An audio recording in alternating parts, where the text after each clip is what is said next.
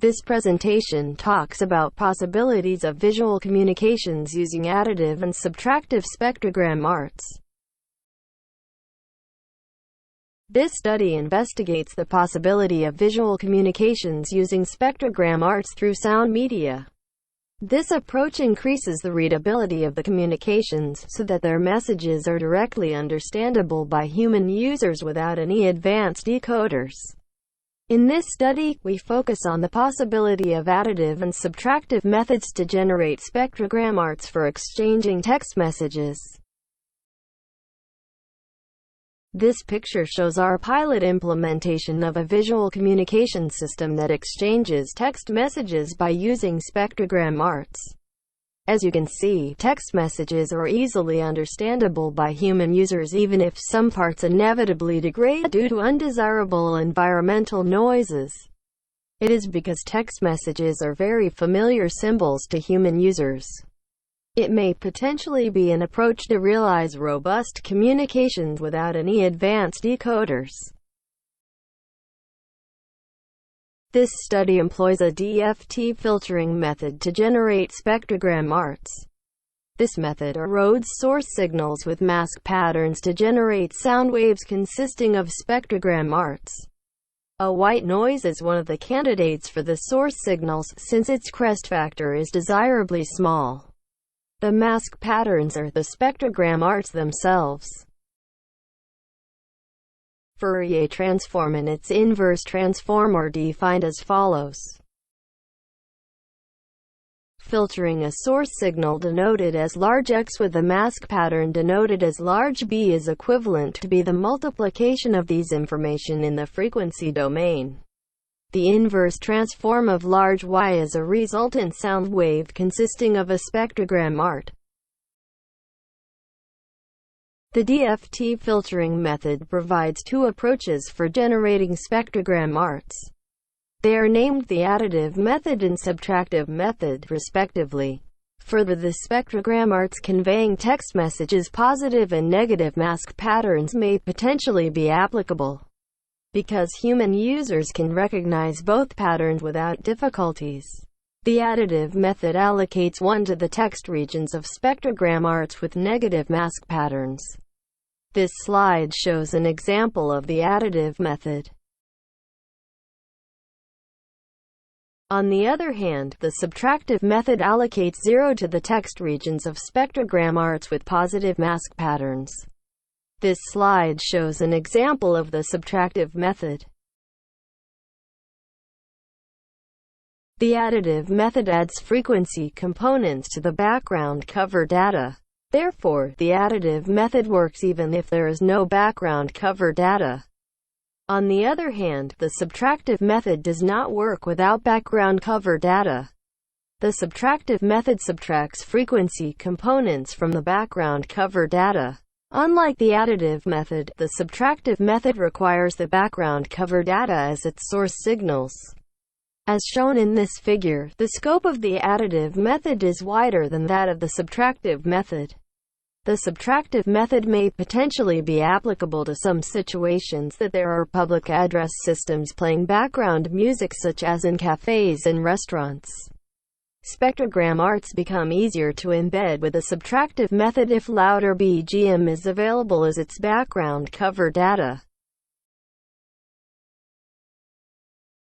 Some experiments were conducted to examine how well the additive and subtractive methods perform in a real situation.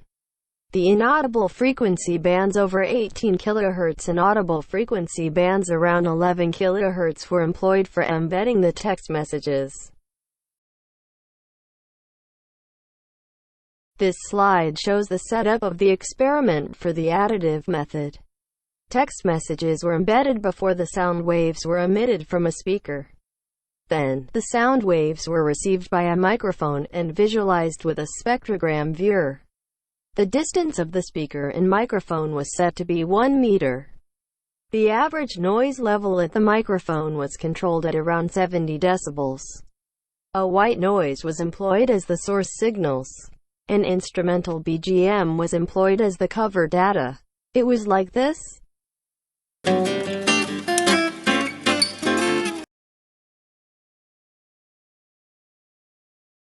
This slide shows the spectrogram of a sound wave containing the spectrogram arts embedded by using the additive method. In both cases, the text messages were recognizable, as you can see. As for the sound quality, some hissing noises were easily perceived in the case of embedding the messages in the audible bands. Please listen to A sound.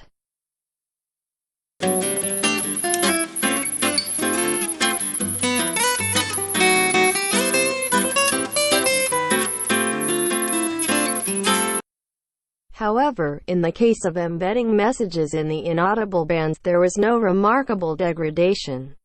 Please listen to B sound.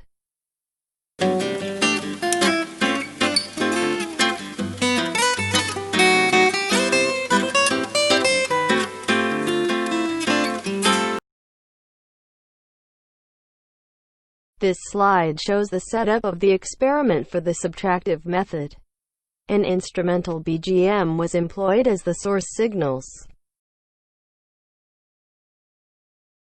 This slide shows the spectrogram of a sound wave containing the spectrogram arts embedded by using the subtractive method.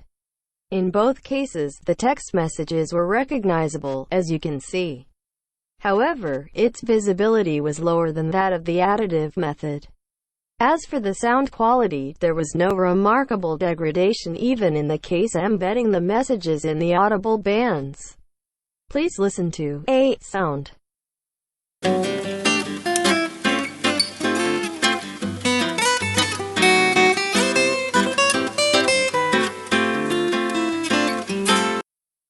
Please listen to B sound.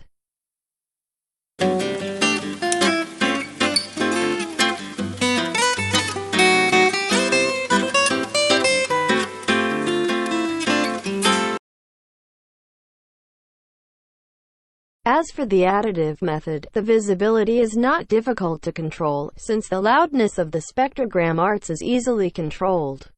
However, annoying noises are the problem, especially if the spectrogram arts are embedded into the audible frequency bands.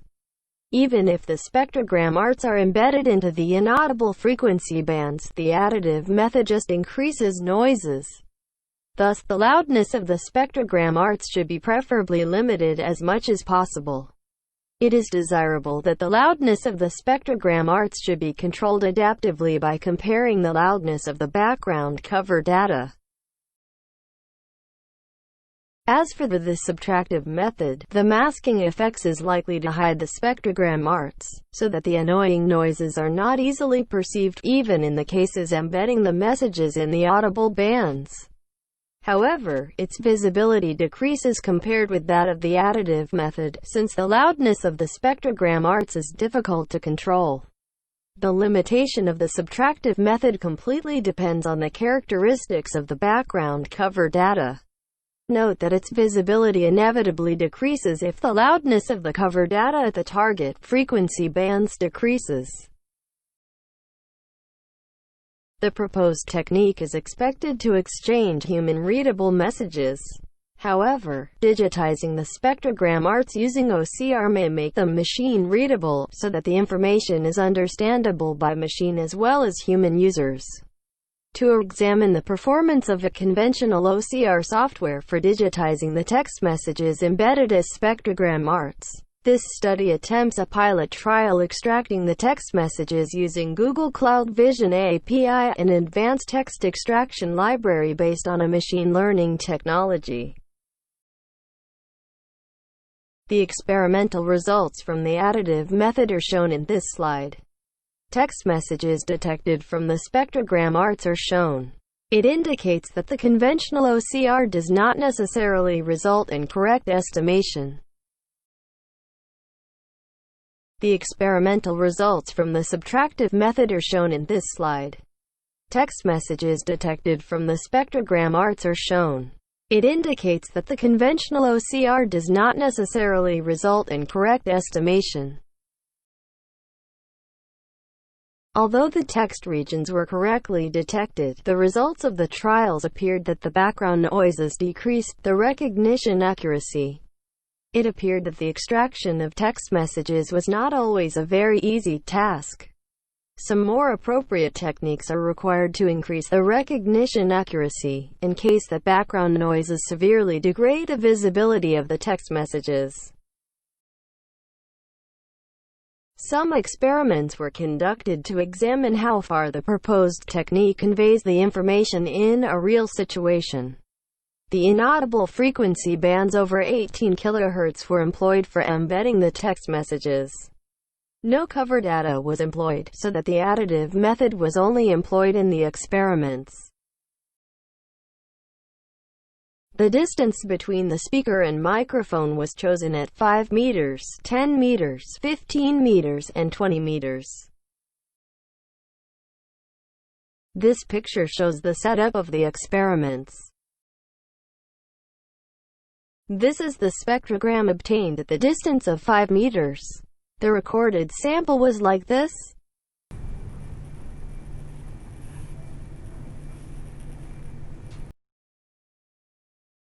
This is the spectrogram obtained at the distance of 10 meters. The recorded sample was like this.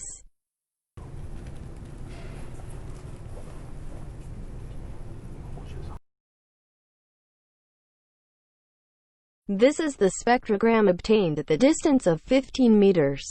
The recorded sample was like this.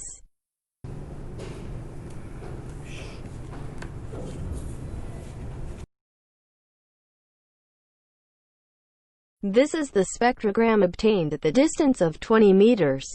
The recorded sample was like this.